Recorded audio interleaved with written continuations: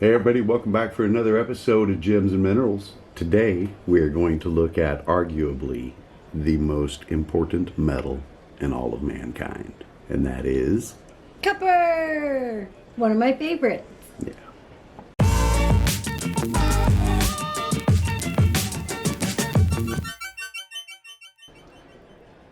Alright guys, check this out. Look at this example that we have here. This is from the Mason Ball Jar Mine right here. This sample of copper actually comes from the San Francisco region and pretty much got the date pinned down that it was created around 1974.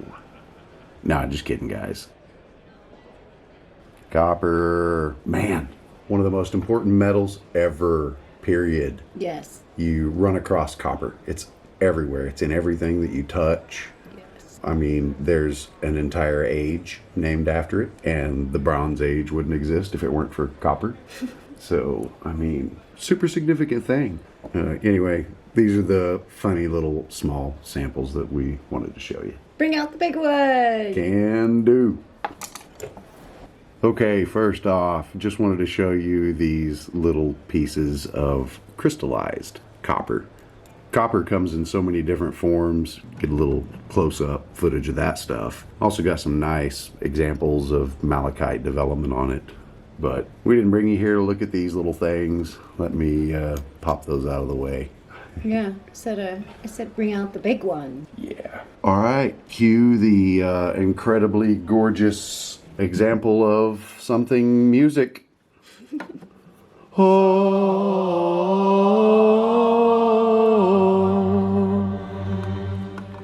So yeah, copper. Look at this gorgeous example. I mean, all kinds of little crystallized areas, all kinds of little crevices, and really nice examples of malachite development. And the whole reason everybody says malachite and copper run together, you can just see here they're essentially connected. These specimens are cleaned, but just look at how stunning they are up close. What are the specs on this one here? 4 1/4 inches long by 4 1/2 inches wide by about 1 inch tall. This one weighed 532 grams or 1 pound, 2.8 ounces. Yeah, that's a big chunk of copper right there. I mean, and again, just beautiful little spots of malachite, different layers of malachite on it too. Some of them are really light green. Some of them are really dark green. I mean, Kind of limey on this side. is it? Yep. Yeah. So many different colors. And then we have another piece, not quite as big as that one, but equally as beautiful. It's still chunky. I'll tell you, one of the things I love about this piece right here is right there. Look at that. If you look really close, you can actually see there is little copper crystals that have reached across the gap. This one also has malachite on it, really strong on the bottom and not quite as much on the top. Oh, and the flash of that in the light is lovely. That is what a cleaned sample of copper looks like when people want to display it. So shiny.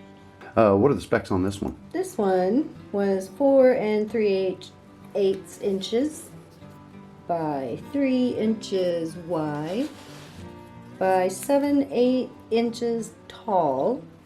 This one weighed at 461 grams, or just 1 pound even. Just a pound of copper. A pound of copper. I'll throw both these pieces on here, and why don't you spit out some facts while the DJ revolves it. So, Will it ever stop? I don't don't know.